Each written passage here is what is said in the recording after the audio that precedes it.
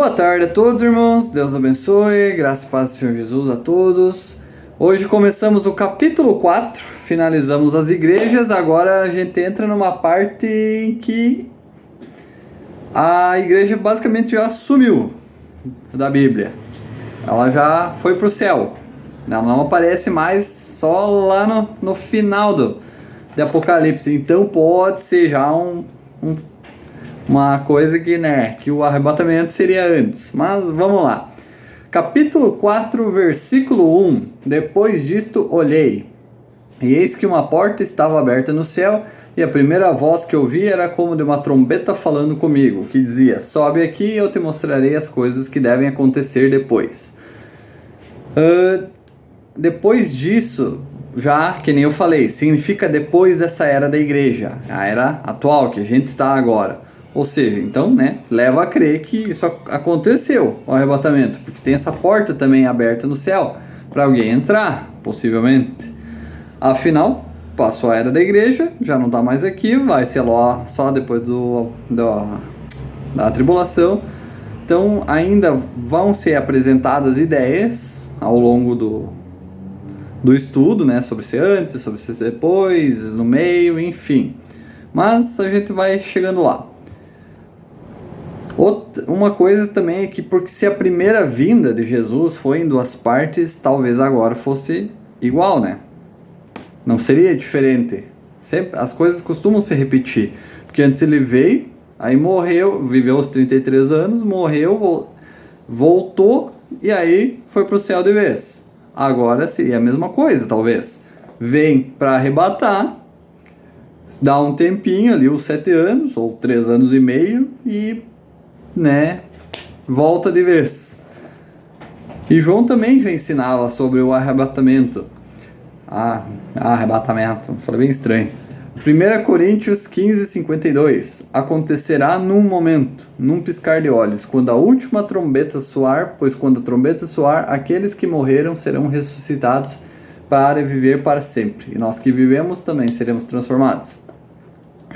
O som de trombeta é um sinal militar, de algum tipo de ordem. São tocadas de um jeito que eles entendem o que significa, quando é tocada. Então, quando a trombeta do arrebatamento tocar, possivelmente vai ser algo tão diferente, tão magnífico, que provavelmente a gente vai saber que é isso que está acontecendo, Então, os mortos vão ser ressuscitados. Tessalonicenses, 1 Tessalonicenses 4, 16 a 17, dá um pouquinho mais de detalhes. Porque o mesmo Senhor descerá do céu com grande brado e com voz de arcanjo e com toque da trombeta de Deus. Primeiro, os crentes que morreram ressuscitarão de seus túmulos.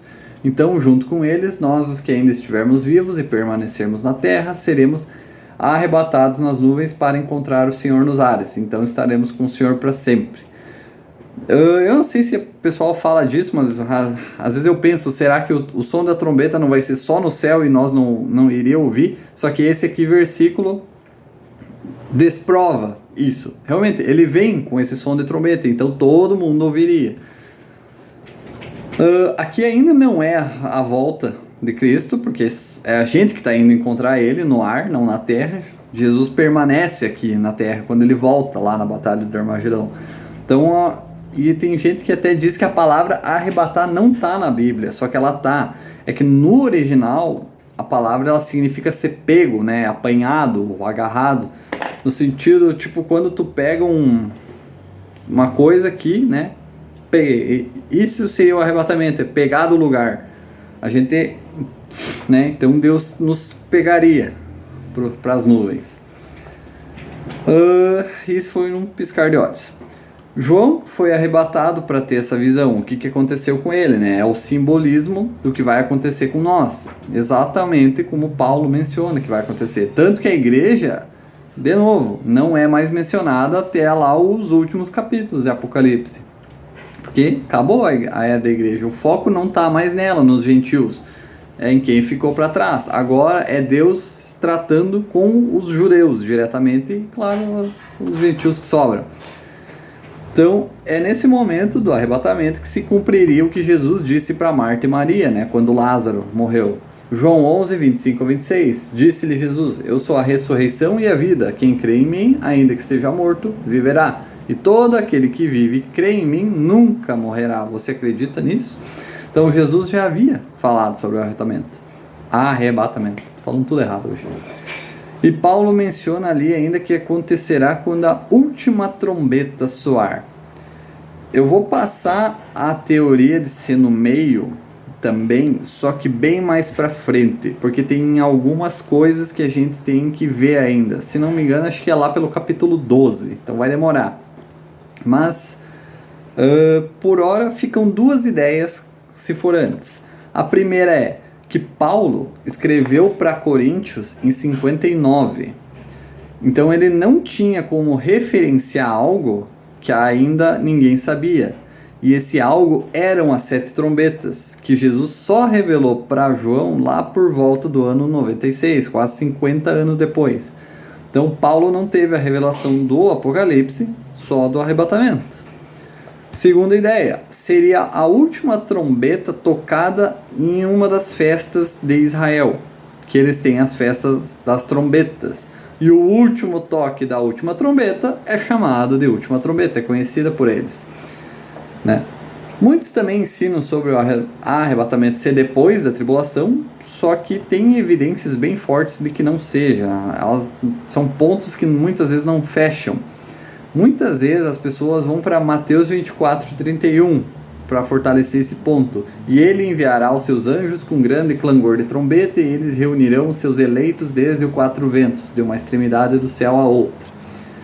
Aí, com esse versículo, eles dizem, ali está escrito trombeta, é a última, é o último toque de trombeta que há.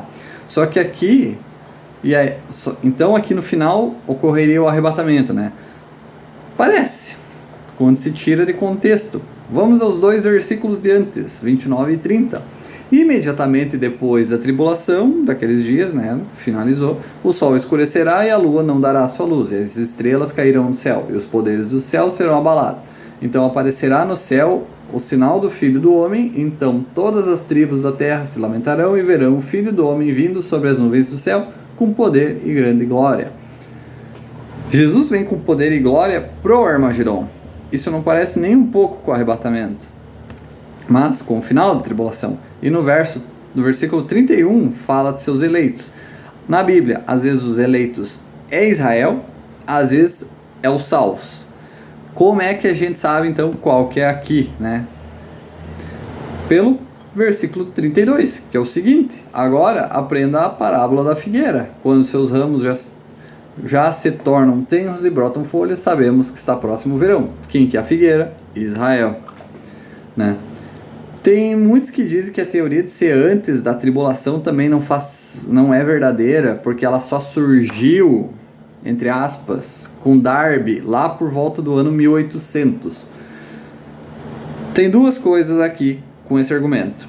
Primeira, no caso só existia as duas teorias de ser no meio ou no final, né? Até aqui, que ninguém nunca ensinou sobre ser antes, então é algo muito novo que não discutiam antes. Beleza, aí vem os 2 problemas. Primeiro, tem um cara chamado Ken Johnson, que ele escreveu um livro chamado O Arrebatamento, mostrando evidências, textos antigos, que os pais da igreja, nos 300 primeiros anos, pregavam sobre o arrebatamento antes da tribulação. Já seria um ponto bem forte, se os pais da igreja pregavam isso, né? Outra coisa, segunda coisa. Se vocês lembram bem das histórias das igrejas, Darby veio só por volta de 1800, pregando sobre ser antes, quando meio que acabou ali o período do milênio da Idade das Trevas, né? Porque a católica tinha escondido a Bíblia de todo mundo, e aí só lá por um milênio, e só lá por volta de 1800 e coisa, que começam a falar sobre isso, né? Então como é que eles iam falar sobre antes, se não tinham nem acesso às escrituras, né?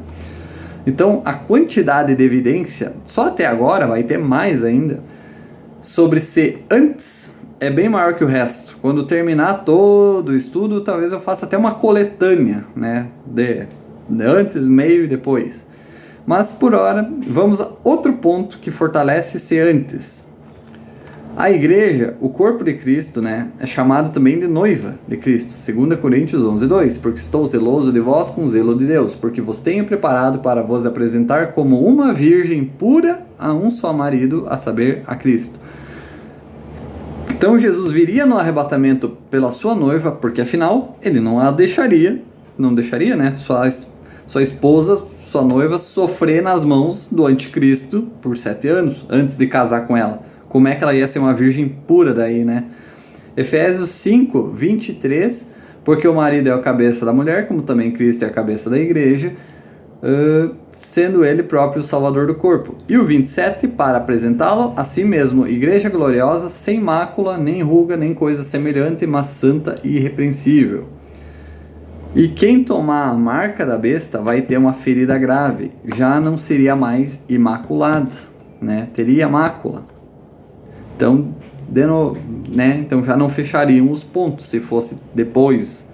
Então, de novo, para relembrar, é uma evidência, não uma prova.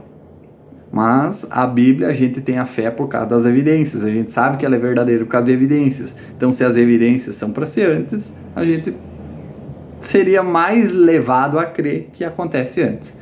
Mas, né, ao longo do estudo a gente vai falando sobre isso novamente, sobre outros pontos, sobre ser no meio, no fim, enfim. Vamos lá. Eu vou encerrar por aqui para não ficar muito comprido, certo? Deus abençoe, pessoal. Até o próximo vídeo.